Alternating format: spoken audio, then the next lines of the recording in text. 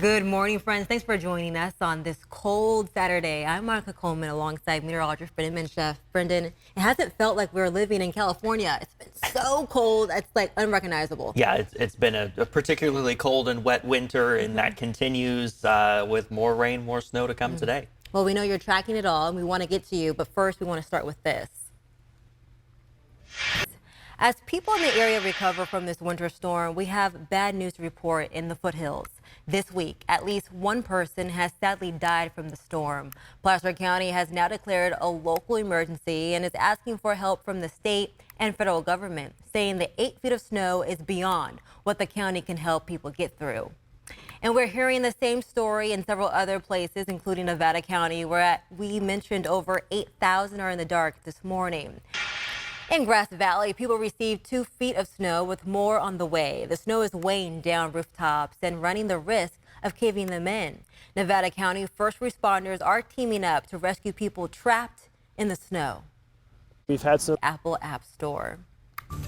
Okay, the clock reads 6:07. Let's get you up to speed on today's top stories. In South Sacramento, police are investigating a homicide after a woman was found dead inside her home. Police say a man from Oroville was sentenced to 85 years to life in prison for attempting to kill a CHP officer. Aaron Quinn was convicted on attempted murder, evasion, and drug charges. The chase and shootout happened last January when CHP officers attempted to pull him over near Brownsville. He shot at police 6 times. Officers were eventually able to take him into custody. Meanwhile, a local family needs your help this morning. Their dog was killed in a hit and run. ABC 10's Chris Thomas has that story. New this morning, the San Juan Unified School District says a staff member used the N-word as they were speaking in front of students and staff. Take a look. Coming up on ABC 10 Weekend Morning News, fraud is on the rise across the nation. Millions across the country have lost money. We have some tips on how you can save your money coming up. And cracking a cold one in this economy is forcing some beer lovers to cut back. Let's get into your business headlines this morning.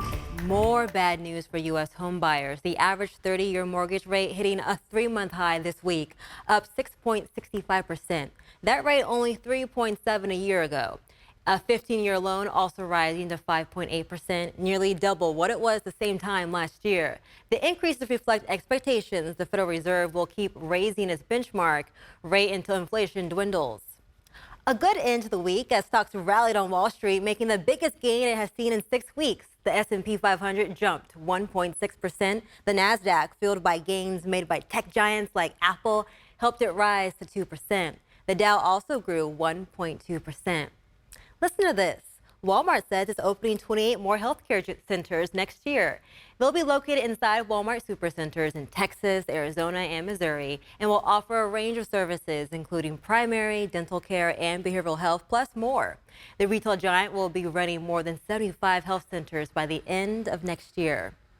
Inflation is making American beer drinkers cut back. The world's largest brewer reporting a global drop in sales at the end of 2022. North America is seeing the steepest decline, more than 8%.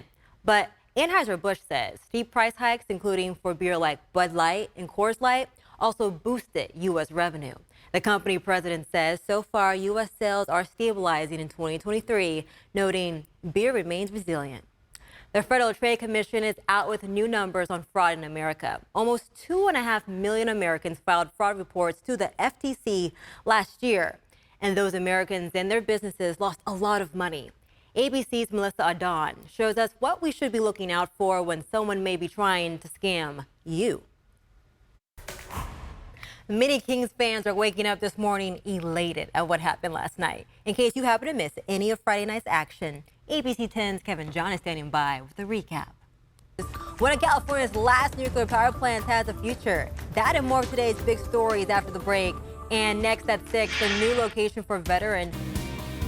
Hey, welcome back in. If you're keeping an eye on the time, it's 6:30 on the dot. I'm Monica Coleman alongside meteorologist Brendan Minchef.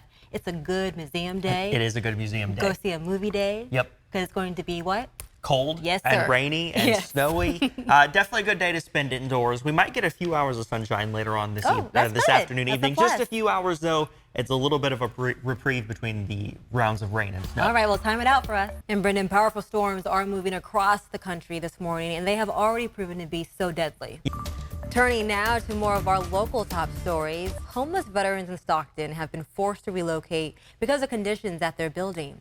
But because of ABC 10's reporting, lawmakers are now getting involved. ABC 10's Kurt Rivera reports. Several council members have indicated they are willing to provide $50,000 in funding, but it must be approved by a council vote. Here are some other big stories we're following. 2 people are recovering this morning after a plane crash. The solo engine plane crashed into Calaveras County this morning on Highway 49.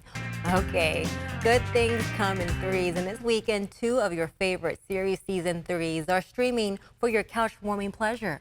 Marcus Allen says they are both what to watch. The best date ever. Absolutely. Okay, that's all the time we have for now. Thanks for joining us. Good Morning America is next. We'll be back at 7:27 with another news update. Have a great weekend.